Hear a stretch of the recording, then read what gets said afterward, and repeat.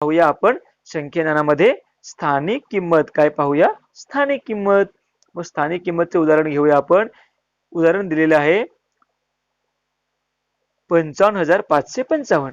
आता मला लक्ष द्या या ठिकाणी 5 या अंकाची पुनरावृत्ती झालेली आहे। प्रत्येक घरामध्ये 5 आहे, परंतु मुलांनो 5 जरी प्रत्येक घरामध्ये असेल तरी त्याची प्रत्येकाची किंमत बघा कशी येते ती बघा की 10,000 घरात 5 आहे त्याची किंमत आहे 50,000।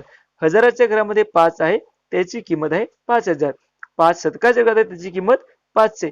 5 दशकाच्या घरात आहे त्याची किंमत 50 आणि 5 एककाच्या घरात आहे त्याची किंमत 5च।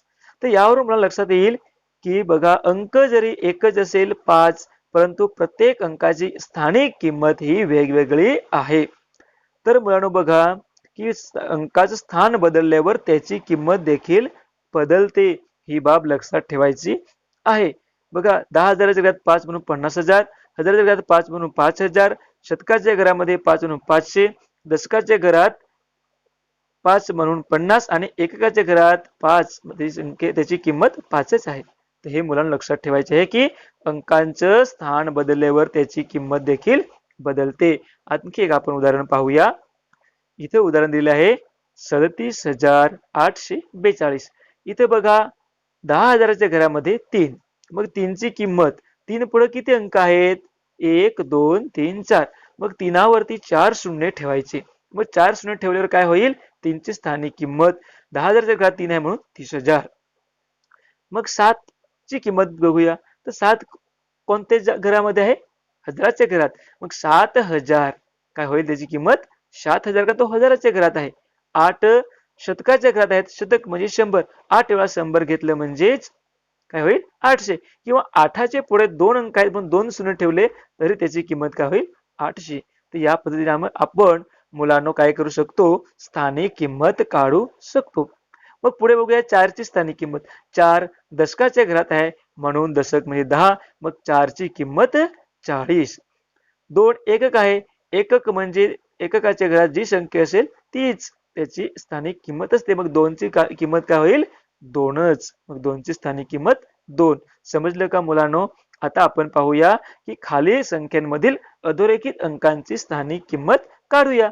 मग इथे एक उदाहरण दिलेलं आहे 1999। मग इथे बघा 9ला आपण काय केलं अधोरेखित केलं।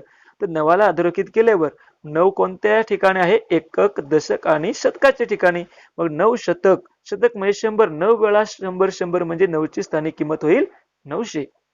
दुसरं उदाहरण पाहूया 27,859। मग या ठिकाणी आपण 7ला अधोरेखित करूया। 7ला अधोरेखित केलं तर 7 कोणत्या घरामध्ये आहे एकक दशक शतक आणि हजाराच्या घरात, 7 हजाराच्या घरात आहे म्हणून 7ची किंमत काय होईल मुलांनो 7,000, काय होईल 7,000, म्हणून 7 ची स्थानिक किंमत 7,000। आणखी एक उदाहरण पाहूया। या ठिकाणी आपण 5ला अधोरेखित करूया।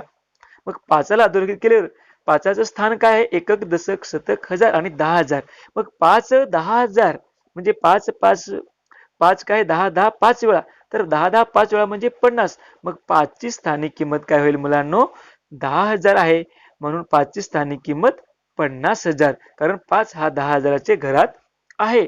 मुलांनो अशा प्रकारे आज आपण संख्येची स्थानिक किंमत कशी काढायची ते शिकलेलो आहोत। धन्यवाद मुलांनो।